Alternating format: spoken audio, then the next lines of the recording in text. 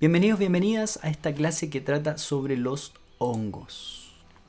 Vamos a utilizar nuevamente el texto de Santillana y vamos a encontrar acá información sobre los hongos.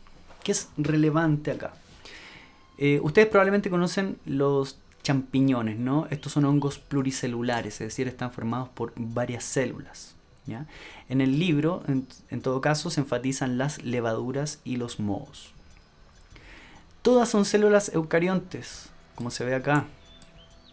¿Por qué? Porque tienen compartimientos rodeados de membrana, a diferencia de las bacterias que no tenían estos compartimentos membranosos.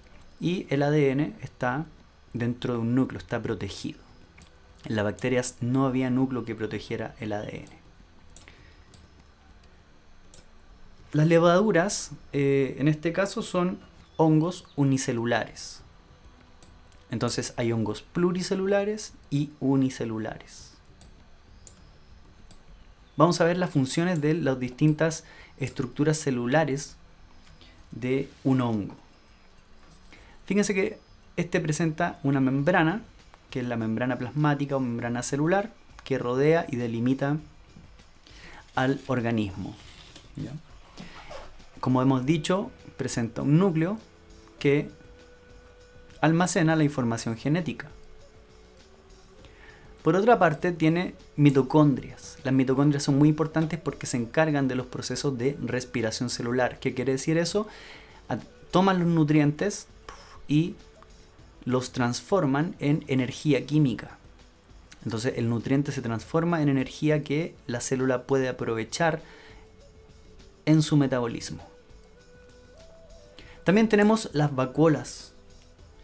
Estas son grandes sacos que sirven para almacenar nutrientes y a veces adentro hay funciones digestivas, es decir, se rompen moléculas. Por otra parte, algunos hongos presentan pared celular, que también sirve para proteger y para dar rigidez. ¿Ya? La pared celular es más externa, es decir, está más afuera que la membrana plasmática, que es más interna. Acá podemos apreciar el retículo endoplasmático, el cual está relacionado con la modificación de las proteínas, es decir, los ribosomas, ¿ya? Que están ahí, se indican en un puntito azul o celeste, producen proteínas y el retículo endoplasmático las procesa. Esas proteínas van a pasar al aparato de Golgi, que está acá, donde van a ser nuevamente modificadas. Entonces lo que está haciendo este sistema es producir proteínas y modificarlas para que puedan adquirir una correcta función. Esos han sido entonces los organelos que tienen estas células que son eucariontes. Yendo a la siguiente página y recordándote que el libro nos presenta información sobre la reproducción, la nutrición y la respiración, ¿no? Pero antes de eso, vamos a ver las imágenes. Aquí se muestran unas levaduras dividiéndose, recordar, como organismo unicelular. Y aquí los hongos que se reproducen a través de esporas.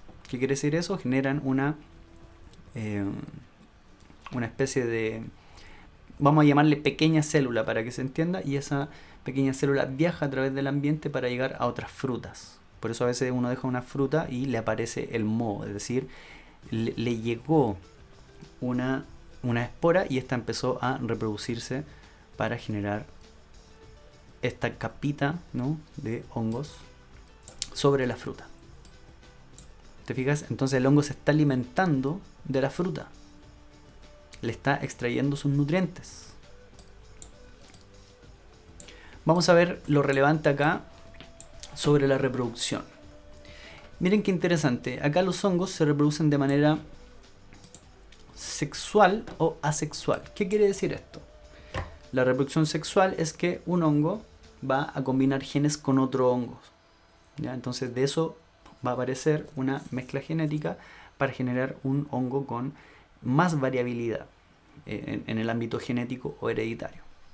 Pero también, como los individuos unicelulares se pueden dividir asexualmente, es decir, a partir de esta se genera una copia, quedando dos hongos con la misma información genética.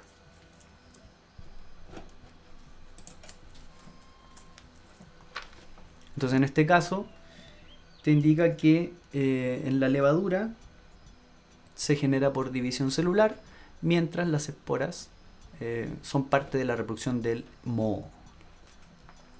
Respecto a la nutrición, nos indica que todos los hongos son heterótrofos.